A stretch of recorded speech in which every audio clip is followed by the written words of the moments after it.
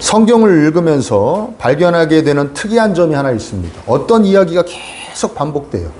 특히 구약 성경에서, 신약 성경에서도 직간접적으로 언급하지만 구약 성경에서 어떤 얘기가 계속 반복됩니다. 그게 바로 뭡니까? 하나님께서 이스라엘 백성들을 이집트에서 노예 생활하던 데서 꺼내어서 광야 생활을 통해서 가나안 땅에 넣어주신 사건, 가나안 젖과 꿀이 흐르는 땅을 주신 사건, 즉 이것을 줄여서 출애굽 기사다 그래요. 출애굽 이야기다 이렇게 이야기합니다. 이 이야기가 계속 빈번하게 나옵니다. 시편에서도 제가 대충 이렇게 찾아도 10번이 넘게, 시편 150편 중에서도 10번이 넘게 나오고, 우리가 이번 주에 읽은 51편에서 78편까지도 한 두세 번이 나와요, 이야기가. 그런데 오늘 78편에는 아주 자세하게 이야기하고 있죠. 이렇게 자세하게 이야기하는 것도 굉장히 많고, 그 다음에 그냥 간접적으로 하나님이 바다를 가르셔서 거기가 마른 땅이 되게 하셨다, 이 정도로 표현하는 데는 뭐 수없이 많이 있습니다. 시편에만 해도 굉장히 많이 있습니다. 왜 그러실까? 왜 그러실까? 하다못해 이스라엘에는 헌법이 없는데 헌법같이 사용하는 게 십계명인데, 그 십계명 전문에도 뭐라고 그럽니까? 이것은 하나님의 말씀이다. 근데 하나님이 어떠한 하나님이냐 이렇게 얘기하는 게, 너희를 이집트에서 종살이 하던 것을 꺼내준 하나님이다 이렇게 얘기하면서 십계명이 시작되니까 헌법 전문에 이렇게 써 있는 거예요. 너희들을 이집트에 종살이 하던 것을 내가 너희들을 꺼내 주었다. 그러니까 계속 반복되어지는 것이죠. 지금도 이스라엘 백성들에게 이 출애굽 기사는 계속 되뇌어지고 있는 것입니다. 왜 그러실까? 그러니까 성경이 쓰여질 당시의 백성들에게는 뭘 원하셔서 이렇게 쓰셨는가? 바로 이스라엘 백성들의 하나님을 향한 믿음과 그 믿음으로 인한 행복한 삶, 평안한 삶을 위해서 하나님이 계속 이렇게 반복하시는 겁니다. 그 당시 쓰여질 때에는. 하나님의 그 출애굽 기사에는 하나님의 어떠하심과, 하나님의 하나님 되심과, 그리고 하나님의 그 이스라엘이란 나라에 대한, 이스라엘 민족에 대한 그 마음을 가장 잘 드러내주는 이야기이기 때문에 이걸 계속해서 반복해서, 자, 너희들이 신뢰하는 하나님이 이런 하나님이고, 그 다음에 그 하나님은 너희들을 이렇게 생각하셔, 너희들에게 이렇게 대하셔를 계속 이야기해 주는 것이죠. 이스라엘 백성들에게. 그래서 이 출애굽 기사가 이스라엘 백성들의 그 믿음의 어떤 기초가 됩니다. 근본이 된다고 말씀드릴 수가 있어요. 여기서부터 시작이라고, 출애굽이 시작이라고 말씀드릴 수 있어요. 왜 그러냐면, 여러분, 창세기, 태초에 하나님이 천지를 창조하셨다가 언제, 그 이야기가 언제 쓰여졌을까요? 요때 쓰여진 겁니다. 모세가 이스라엘 백성들을 가나안 땅에서 이집트 땅에서 데리고 나와서 쓰기 시작한 거예요. 이해되세요? 그러니까 이 출애굽으로 이스라엘 백성들의 믿음이 시작됐다고도 과언이 아니고, 구약 성경이 이 출애굽 이후로 시작된 거예요. 그래서 이 애굽에서 탈출하는 사건 이전의 이야기들은 하나님이 모세에게 감동을 주셔서 모세가 그거 받아 쓴 거예요. 그래서 창세기, 출애굽기, 레위기, 민수기, 신명기, 이게 모세가 썼다고 그러는데, 모세와 모세의 측근이나 후배들이 같이 쓴 겁니다. 나중에 이제 모세가 도저히 쓸 수 없는 얘기까지 써져 있기 때문에 모세가 다 썼다고는 얘기할 수 없지만, 아무튼 이 출애굽이 시작되면서 구약 성경이 쓰여졌어요.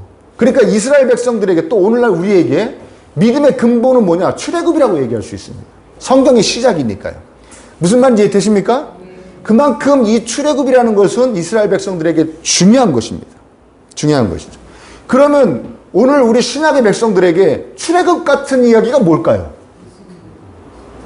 맞아. 예수 그리스도를 통한 복음, 예수 그리스도를 통한 구원, 그 복음이 바로 우리 신약의 백성들에게는 출애굽 기사랑 똑같은 것이죠. 그것이, 복음이 우리의 믿음의 시작이 되고 근본이 됩니다. 복음이. 왜 복음이 중요한가? 이스라엘 백성들에게 출애굽이 왜 중요한가를 살펴보면서, 그럼 우리에겐 복음이 왜 중요한가? 왜 매일 매 시간 내 안에서 복음이 다시 묵상되어져야 되는가? 울려 퍼져야 되는가? 거기에 대해서 한번 살펴보려고 합니다. 여러분, 출애굽 이야기는 이집트에 대한 하나님의 다루심이 주를 이루고 있어요. 그렇죠? 10가지 재앙으로 이집트를 다루시고, 그 다음에 이집트 또 파라오가 나중에 내가 왜 저것들을 풀어줬지? 약 올라서 안 되겠는데 하고 쫓아오니까 홍해를 가르셨다가 홍해를 뭉치게 하셔서 이집트를 막 거기서 수장시켜 버리잖아요. 하나님께서. 그런 얘기가 쭉 이어집니다. 자, 이집트는 그런데 그 당시에 오랫동안 지금 미국 같은 나라였어요. 그 고대 근동에 지금 세계에서 미국 같은 나라예요. 에? 미국이 엄청 힘세죠?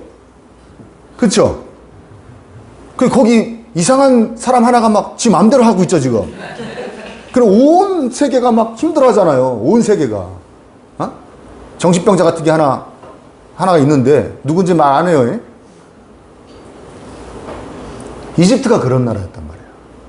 근데, 그러니까 우리가 지금 생각해보면, 우리가 지금 계속 이렇게 사는데, 부모가 계속 나한테 얘기해 준 거죠. 야, 하나님이 이집트를 박살을 냈었어. 이렇게 계속 얘기해 주는 겁니다. 이집트를 하나님이 박살을 낸 적이 있다고요? 그 얘기예요. 똑같은 얘기예요. 오늘날로 얘기하면 하나님이 미국도 아무것도 아니야. 미국도 하나님이 휙 불면 훅 다 날아가는 거야. 이렇게 말씀하시는 거 똑같아요. 안 그러실 것 같죠? 에? 안 그러실 것 같아요. 에? 그러니까 이 당시에 사람들은 어떻게 생각했냐면은 신이라는 개념이 무슨 신이냐면 지역신. 그러니까 이스라엘 백성들에게 하나님은 어디서 주로 활동하시는 신이에요? 가나안 땅에서 활동하시는 신인 거예요. 아니면 조금 더 확장하면 국가의 신, 자기의 민족의 신, 이 정도 개념인데 그렇게 늘 생각하는 백성들에게 하나님이 말씀을 통해서 계속 말씀하죠. 내가 전에 이집트도 박살냈어. 계속 말씀하시는 거예요. 그럼 사람들이 뭘 깨닫습니까? 하나님은 우리의 신만이 아니시구나. 온 세상의 신이시구나. 저 강대국, 지금 우리 맨날 무서워서 벌벌 떠는 저 강대국도 하나님이 다루시는 분이구나. 모든 것이 그분의 주권 아래에 있구나. 이거를 계속해서 강조하는 게 이 출애굽 기사인 거예요. 무슨 말인지 이해되십니까? 그래서 이스라엘 백성들에게 말씀을 너네들 불안해하고 걱정하며 살지 말아봐. 하나님만 의지해라. 하나님이 다 해줄 수 있다. 근데 이 출애굽 기사에는 어떤 얘기가 나옵니까? 이스라엘 백성들이 이렇게 얘기했다. 오늘 읽은 본문에 나오잖아요. 물은 주실 수 있어. 그래. 물은 주신 거 내가 감사한데 야, 밥하고 고기는 어떻게 주시냐? 그랬다고 그러잖아요. 이해되시죠? 그런 실수까지, 그런 불신앙까지 다 담아갖고 이스라엘 백성들이 가르쳐요. 하나님은 모든 피조 세계가 하나님 주권 아래에 있고 하나님이 주인이시고 그래서 하나님의 능력 안에서 못하실 게 없으니까 너네들 앞에 펼쳐지는 아니면 어떤 강대국 옆에 나라의 공격에 불안해하고 초조할 그 시간에 오히려 하나님을 더 의지하고 하나님을 더 잘 섬기고 하나님께 기쁨 드릴 생각을 해라. 불안하고 초조해야 그 시간에. 이거 계속해서 가르쳐주는 말씀이 바로 출애굽 이야기인 거예요. 이해되십니까? 네. 이건 됐지만 이건 안 된다고 생각했던 이스라엘 백성들의 실수까지도 담아서 그런데 만나를 주셨다, 메추라기를 주셨다, 계속 이렇게 강조를 하고 있는 것이죠. 복음도 마찬가지 아닙니까? 복음에 복음 우리가 처음에 시작할 때 어떻게 얘기합니까? 하나님께서 우주와 인생을 지으신 뭐라고요? 주인이시다. 그 주인이 지금도 이 온 우주를 경영해 가신다. 이끌어 가신다. 운행해 가신다. 응? 그 능력이 하나님이 우리 하나님이다. 그러면 어떻게 됩니까? 우리가 그 하나님의 능력을 온전히 신뢰하면 우리가 어떻게 됩니까? 내가 내 자리를 벗어나지 않게 돼요. 내가 넘어서는 안 될 선을 넘지 않게 돼요. 왜? 누가 해주시면 되고 누가 안 해주시면 안 되니까? 하나님이죠. 우리 이런 거 있잖아요. 내가 불안해요. 내가 불안하면 이게 불안함으로 끝나는 게 아니고 거기서 욕심이 생깁니다. 욕심이 생겨요. 그런 경우가 많아요. 예를 들어서 내 노후가 불안해요. 노후가 불안하잖아요. 그렇죠? 그러면 자기가 잘 모아놨던 돈으로 너무 이게 불안하면 갑자기 땅을 사기 시작합니다. 여기가 땅이 올라가지고 여기 내가 알아보니까 여기가 나중에 땅값이 오른대. 그래가지고 나중에 내 여기 노후가 여기서 나오는 젖과 꿀로, 이 땅에서 나오는 젖과 꿀로 내가 노후를 책임질 수 있대. 그러니까 불안이 탐욕으로 넘어가요. 그래가지고 그 땅을 덜컥 가서 사는 거죠. 폭삭 속았을 때 나왔죠. 그런 거예요. 그런 거예요. 근데 어떻게 됐어요? 그 땅이 사기당한 거죠. 하나님의 능력에 대한 절대적인 신뢰는 우리가 그렇게 선을 넘지 않게 해주는 거예요.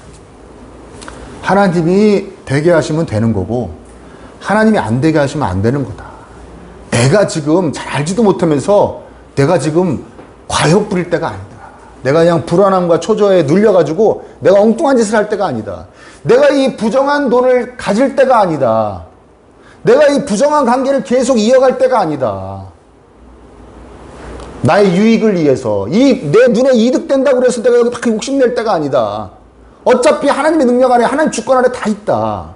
복음이 그걸 우리한테 계속 가르쳐주는 거예요. 우주의 주인은 누구시다? 하나님이시고 그분이 지금도 이 세상을 이끌어가고 계신다. 거기에 너는 점 같은 존재, 먼지 같은 존재. 네 삶 하나 하나님이 책임져 주시지 않으시겠는가? 네가 왜 오버하냐? 그러니까 나의 불안, 거기에 따르는 내가 어떤 선을 넘으려고 그러는 것에 이 복음이 제동을 딱 걸어주는 겁니다. 출애굽이 이스라엘 백성들에게 그렇게 하듯이. 이해되십니까? 예. 자, 이스라엘 백성들이 이제 그래서 만나 메추라기를 주시니까 이 사람들이 또 어떻게 합니까? 29절 30절 내용인데 그때부터 쟁이기 시작한. 너네 딱 하루에 필요한 것만 가져가서 그거 먹으면 땡이야 그랬는데 쟁이기 시작해요. 왜 쟁일까요? 불안하죠. 오늘 주신 건 알겠어. 감사해. 내일도 주시겠어. 그리고 우리가 그렇게 하나님 매번 보실 때마다 뭘 주실 만하게 잘하지를 못하고 잘할 자신도 없어요. 여러분 하나님이 복 주실 수 있게 잘하며 살 자신 있습니까? 예? 그런 자신이 있는 분은 지금 나가시기 바랍니다. 예배가 필요 없는 분. 우린 자신이 없어. 이 사람들도 똑같은 거죠. 야, 우린 힘없이 여기서 막 그렇게 탐욕과 이 방탕함과 음탕함과 이런 게 막 올라오는데 내가 야, 그럼 또 하나님 이렇게 보시다가 요 놈들 봐라. 그리고 내일 안 주시면 난 내일 또 굶는 거 아니야. 그래 쟁이기 시작하는 거야. 그러니까 오직 자신들의 입장에서 자신들의 심령 상태에서 하나님을 판단하는 거죠. 근데 어떻게 하십니까? 하나님 신실하시. 한 번도 그치지 않고 가나안 땅에 딱 들어가니까 딱 그쳐요. 야, 이제 가나안 땅에서 나는 소출로 먹고 살아라고 딱 그쳐요. 그러니까 이 출애굽 이야기는 이스라엘 백성들에게 뭘 가르쳐 줍니까? 하나님은 불변하신, 하나님 어떤 신실하심, 약속의 이행, 그리고 이집트에서 구원해 내시면서 가나안 땅 주시기까지의 그 모든 일이 이스라엘 백성들이 어떻게 해서가 아니에요. 누구에게 약속한 것 때문에 이루어 주신다? 아브라함에게 약속해 주신 걸 이루어 주시고, 너네 조상 아브라함에게 또 이삭에게 야곱에게 내가 약속한 거라 내가 이거 이행하는 거야. 계속 강조하십니다. 그 출애굽 이야기는 그 얘기가 계속 들어가 있어요. 너희 조상들에게 내가 약속했기 때문에 이 땅을 준다. 그러니까 하나님은 약속하신 그대로 이행하신다는 거예요. 당신의 말씀하신 대로 그대로 이행하시는 거예요. 변치 않으시는 하나님이라는 것이죠. 변치 않으시는 하나님. 그 이스라엘 백성들에게는 그런 겁니다. 아, 우리가 그분의 약속 안에 자꾸 거하면 되는구나. 그분의 약속이 뭐예요? 그게 구약이잖아요. 새로운 약속이 뭐예요? 예수님을 통해 새로운 약속이 뭐예요? 이게 신약이잖아요. 굳이 나누면 그런데 사실은 하나의 약속이에요. 하나의 약속인데 우리가 굳이 이제 우리 편의상 구약 신약 나누는데 원래 하나의 약속입니다. 오늘 자세히 그 얘기는 할 수는 없고요. 아무튼 여러분 복음 안에도 불변의 하나님이 계시죠. 불변의 하나님이 내가 우주와 인생을 지은 주인인데 너가 나를 주인자에서 밀어내고 너가 너의 주인 되어 있는데 내가 그런 너와 이 세상을 내가 마침내 구원할 거야. 구원할 거야. 그래서 그 말씀하신 대로 그대로 이루셔서 마침내 당신의 독생자까지 보내셔서 우리 대신 처벌받게 하심으로 우리 죄를 용서받을 수 있는 길을 열어주신 거 아닙니까? 아멘입니까? 이런 얘기하면 보통 아멘 그러는데, 그쵸? 워낙 많이 들어가지고 그냥 감동도 없어. 늘 복음이 안에서 되뇌어지기 때문에 감동이 없어. 너무 매일 생각하는 거라. 그쵸? 복음 안에도 불변의 하나님, 변하시지 않는 하나님, 약속을 지키신 하나님이 들어있어요. 제가 전에 어느 어르신과 대화를 하는데, 복음을 쫙 이제 제가 말씀을 드렸어요. 그랬더니 눈이 빨개지셔가지고, 감격스럽게 들으세요. 예수님을 믿으시는 분인데, 복음을 이렇게 잘 정리해서 말씀을 들은 적이 없었던 것 같기도 하고, 아무튼 그랬어요. 좋은, 아주 유익한 대화를 서로 나누다가, 그분이 저한테 그러는 거예요. 그런데, 꼭 그렇게 아픈 방법으로 꼭 구원을 하셔야 했는가? 당신의 독생자를 보내서 막 그렇게 막 처참하게 살해를 당하게 하셔서 죗값을 치러주시고 뭐 그래 하셨는가? 그분의 이야기, 제 얘기가 아니라. 어차피 말씀으로 천지를 창조하신 분 아니냐. 그러면 구원받아라. 이놈들 구원받아라. 너 죄 없다. 그러면 그냥 죄 없어지고 구원받는 건데 왜 그렇게 정말 고통스러운 방법으로 그렇게 막 우리가 생각만 해도 막 죄송스럽고 막 힘들어지는 방법으로 구원을 하셔야만 했는가라고 말씀하시는 거죠. 응? 그래서 제가 이렇게 말씀드렸어요. 어르신, 하나님이 정해놓은 룰대로 구원하신 겁니다. 하나님을 주인 자리에서 밀어넣었던 죄는 반드시 하나님과의 관계가 끊어지는, 마치 이 생에서의 죽음과 같은 처벌을 받아야 그것이 죄가 없어지기 때문에, 용서받을 수 있기 때문에, 죄 없어질 수 있기 때문에 그 죄값을 누군가 치러줘야 되는데, 그 모든 인류의 죄값, 이 세상의 죄값을 치를 수 있는 존재는 그 법을 제정하신, 그 법을 만드신 창조주가 오셔서 죄값을 치르는 방법밖에 없기 때문에 당신이 만드신 룰대로, 당신이 만드신 법칙대로, 당신이 하신 약속대로 구원하신 겁니다 라고 말씀드린 적이 있어요. 그랬더니 그래도 아무튼 너무하셨다고. 그리고 이제 대화는 끝났는데, 여러분 생각해 보십시오. 하나님이 당신의 기분 내키시는 대로 막 뭘 하시는 분이라면, 너 좀 괜찮네 요새? 너 구원받아라. 그쵸? 그 예배 시간에 졸면은 너 취소. 너 복음 오늘부터 다시 받아들여가지고 믿든지 말든지 그건 네 자유고 취소야. 그러면 그 하나님 우리가 어떻게 섬깁니까? 불안해서. 아멘이 되십니까? 그 기분파를 우리가 어떻게 섬깁니까? 세상에. 언제 취소라고 그럴 줄 알고 섬깁니까? 그럼 전에까지 섬긴 건 뭐 됩니까? 언제나 딴 마음을 먹으실 수 있는 분이라고 생각한다면 우리가 그분을 어떻게 신뢰합니까? 믿음의 대상이 아니죠. 이해되시죠? 그러니까 이스라엘 백성들에게도 하나님이 불변의 대상, 약속을 꼭 지키시는 분이기 때문에 신뢰의 대상이 되듯이, 우리도 복음 안에 담겨있는 하나님이 어쩜 이렇게 철저하게 당신의 룰대로 우리를 구원하시는가? 변하시지 않는 분이구나. 그리고 그 사랑을 영원히 거두시지 않는다 약속을 하셨다. 그 불변하심을 신뢰할 수 있고, 그래서 우리 신앙이 더욱더 복음을 통해서 굳건해지고 아름다워지는 것이죠. 아멘? 자, 마지막으로, 그런데 왜 우리 이스라엘에게 이렇게 하시지라는 출애굽 기사를 통해, 이야기를 통해서 이스라엘이 질문을 할 수가 있죠. 근데 왜 우리한테 이렇게 해주시는 거지? 다른 민족도 많은데, 그 성경에 왜 이스라엘 백성들에게 이렇게 해주셨는지를 딱 한 군데서 이야기합니다. 뭐라고 얘기하냐면, 너희들이 제일 연약해서, 숫자도 몇 명 안 되고 연약해서 너희들한테 이렇게 해준 거라는 말씀이 나오는데, 사실 그거로도 정확한 답이 될 수가 없지요. 모릅니다. 하나님만 아시는 거죠. 그래서 이스라엘 백성들이 이건 아는 거죠. 우리를 특별히 어여삐 봐주시는구나. 누가? 하나님, 여호와 하나님께서 우리 민족을 특별히 어여삐 봐주시는구나.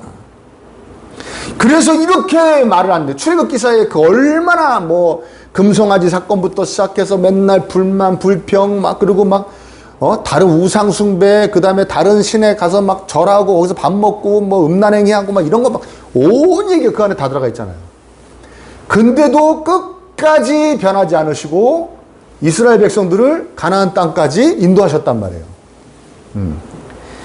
그렇게 불순종하는데도, 그렇게 말을 하는데도 관심을 끊지 않으시고 계속 돌보셨단 말이에요. 그러니까 이스라엘 백성들이 출애굽 이야기를 들으면 뭐가 생깁니까? 자긍심이 생깁니다. 우리는 하나님이 선택한 특별한 백성.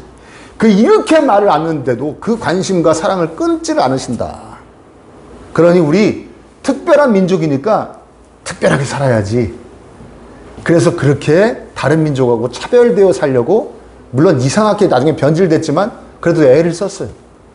자신들이 어떤 민족이기 때문에 특별한 민족. 우리는 하나님에게 특별한 관심을 받는 특별한 민족이야. 이게 이스라엘 민족들에게 믿음에 대단히 큰 영향을 미쳤습니다. 그래도 그게 하나님이 왜 이렇게 이스라엘을 특별히 어여삐 해주시는가, 그 원인이 사랑이라고는 몰랐던 것 같아요. 그래서 말라기서에 보면 무슨 얘기가 나오냐면, 하나님이 너희를 사랑하신다 했더니 말라기 그 당시에 이스라엘 백성들이 예수님 오시기 전에 한 400년 전에 쓰여진 이게 말라기거든요. 구약성경의 마지막 책이잖아요. 이건 아시죠? 네. 말라기에서 뭐라고 하냐면 이렇게 얘기합니다. 하나님이 우리를 언제 사랑했습니까? 그래요. 아주 배은망덕한 것들이죠. 그렇죠? 성경에 나온 얘기는 다 누구 얘기다? 그러니까 배은망덕한 건 누구다? 끝까지 얘기 안 할게요. 언제 우리를 사랑했습니까? 그래요. 그리고선 예수님이 오신 거예요. 언제 사랑했냐고? 이렇게 사랑했어. 예수님 오신 거예요. 그래서 예수님을 하나님의 백성들을 향한 사랑의 증거라고. 저렇게까지 사랑하셨구나. 그 사랑이 예수님을 통해서만 쏟아진 게 아니라 그렇게 사랑이 계속 쏟아지고 있었는데 믿지 못하고 그 사랑을 알지 못하니 예수님으로 확실히 알게 해주신 거예요. 아멘? 그전엔 사랑하셨다 안 하셨다? 그전엔 사랑하신 거예요. 이스라엘 백성들 이렇게 사랑하신 거예요. 그러니까 우리는 너무 잘 알죠. 우리 하나님께서 우리를 왜 이렇게 어여삐 보십니까? 그래서 당신의 독생자를 보내셔서 대신 처벌받기까지 하시기까지 왜 우리를 이렇게 어여삐 보십니까? 왜, 이유가 뭡니까? 왜 사랑하는지는 몰라도 사랑하시기 때문이에요. 아멘? 사랑하시기 때문에. 그러니까 복음에는 하나님의 우리를 향한 그 사랑, 무조건적인 사랑이 들어있어요. 그러니까 어떠한 상태이든지 사랑하시는, 내가 하나님과의 관계가 어떠하든지 사랑하신다는 거예요. 아멘? 악용은 하지 마세요. 내가 하나님으로부터 아무리 멀어져도 나를 사랑하신다는 거예요. 그게 무조건적인 사랑이라는 거예요. 아멘? 내가 잘할 때만 사랑하시고 내가 잘못하면 사랑하지 않으시고 아니라 계속 사랑하신다는 거예요.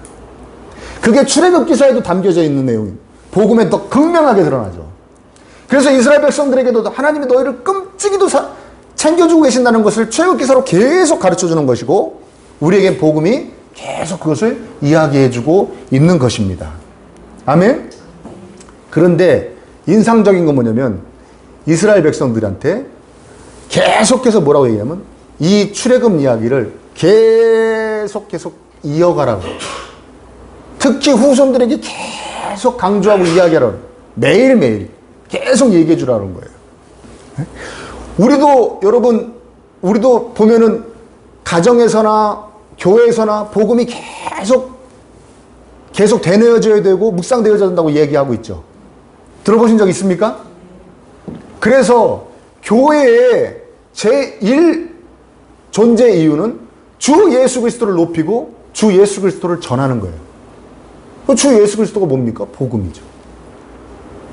이해되세요? 설교의 여러분 제1 목적이 뭔지 아십니까? 예수님을 높이고 예수님을 전하는 거예요. 주 예수 그리스도를 높이고 주 예수 그리스도를 전하는 게 설교의 제일 목적이에요. 목적대로 설교하고 있습니까? 제가?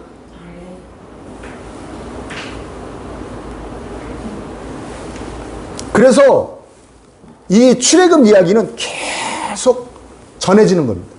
그러면서 전해지면서 어떻게 되느냐?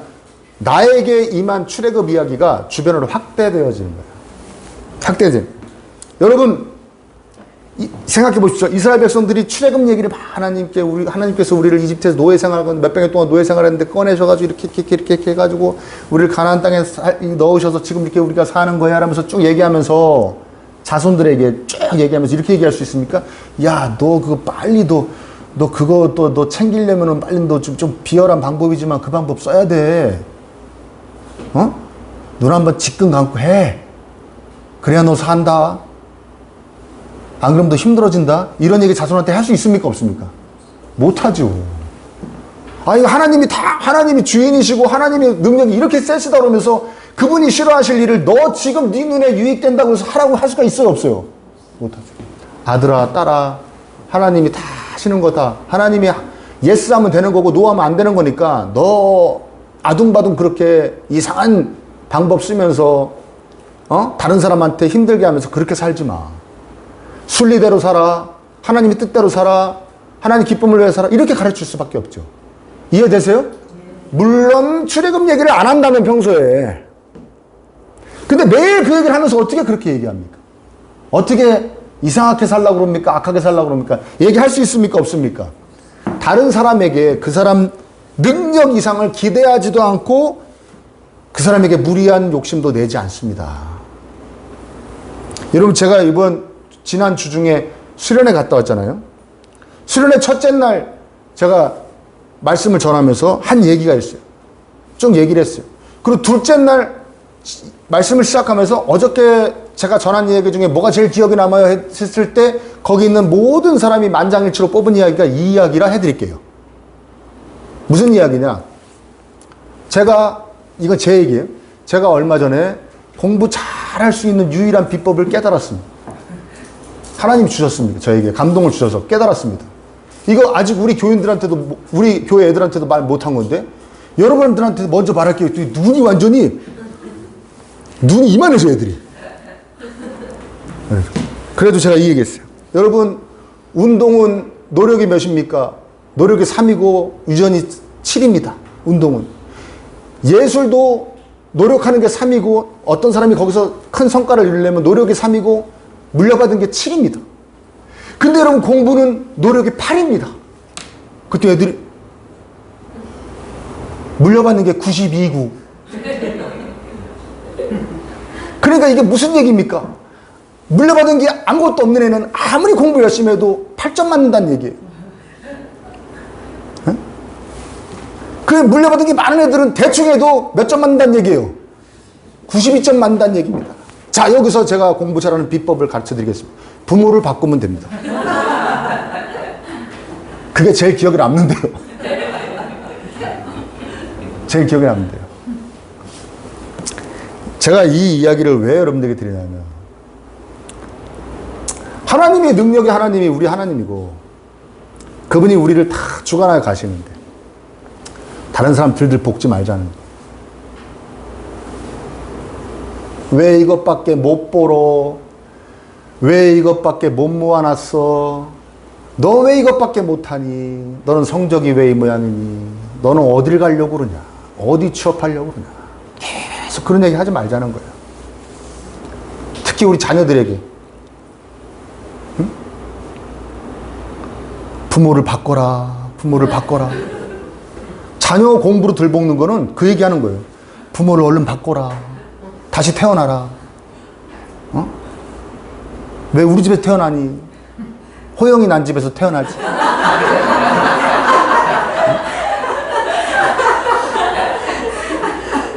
아들 머리는 엄마라던데.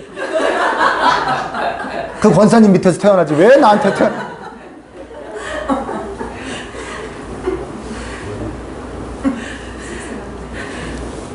하나님의 능력을 온전히 신뢰하면, 복음을 통해서 하나님의 능력을 온전히 신뢰하면 다른 사람 들볶질 않아요. 나도 내 선을 안 넘을 수 있고 이게 확대돼서 주변 사람들을 불행하지 않게 합니다. 아멘입니까? 복음을 통해서 하나님의 신실하심, 불변하심, 그게 나에게 전해지는 것이죠. 하나님 참 변하지 않으신다. 변하지 않으신다. 여러분, 우리가 하나님을 섬기고 하나님을 신뢰하는 삶을 살면 하나님을 닮아간다 그러잖아요. 이해되십니까? 좀 닮아가는 것 같습니까? 닮아가는 것 중에 가장 주변에게 이렇게 분명하게 드러나는 게 뭐냐면 불변함. 한결같은 거예요, 사람이. 한결같아야 되는 거예요. 응? 그래서 주변 사람에게 나의 한결같음을 보여줄 수 있습니다. 매우 유익한 모습이에요. 특히 오늘 자녀 얘기 많이 하게 되는데 자녀들에게. 여러분 자녀들이 무슨 아동 심리 이런 거 연구하는 분들이 한 얘기 있잖아요.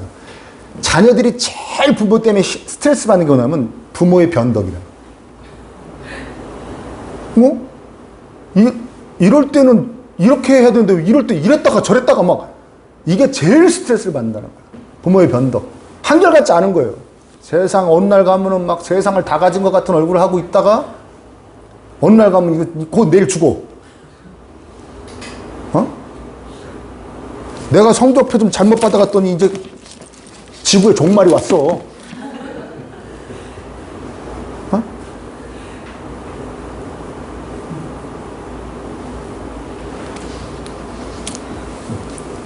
복음을 통해서 우리가 하나님, 정말 어쩜 이렇게 한결같이 우리를 대해 주시지? 이거를 깨달아가는, 매일 이게 내 안에서 되뇌어져서 묵상하면 나도 다른 사람에게 한결같아지는 거예요. 응? 일희일비하지 않는. 그러니까 부모가 어른이 뭡니까? 어른다움이라는 게 뭐예요? 내가 막 흔들릴 때 이렇게 눌러줄 수 있는 게 어른이잖아요. 그렇지 않습니까? 내가 막 이렇게 흔들리는데 막 엄마 아버지는 막 더 많이 흔들려. 막 내가 이렇게 엄마 아버지는 막 완전히 난리가 났어. 얘가 불안해서 어떻게 삽니까? 마찬가지예요. 친구들하고 관계에서도, 회사에 가서 동료들하고도, 학교에 가서 학우들하고도 똑같습니다. 정말 한결같다. 어쩜 저러냐. 응? 그런 복이 넘치시길 바랍니다. 무엇보다 출애굽을 통해서 이스라엘 백성들이 하나님의 그 무조건적인 관심을 받으면서 그들이 뭘 느끼고 살아가겠습니까? 나도 한번 하나님처럼 그러고 살아봐야겠다. 응? 한결같이 어떤 존재를 이렇게 끊임없이 믿어주고, 응? 응원해주고 지지해줄 수 있어야겠다.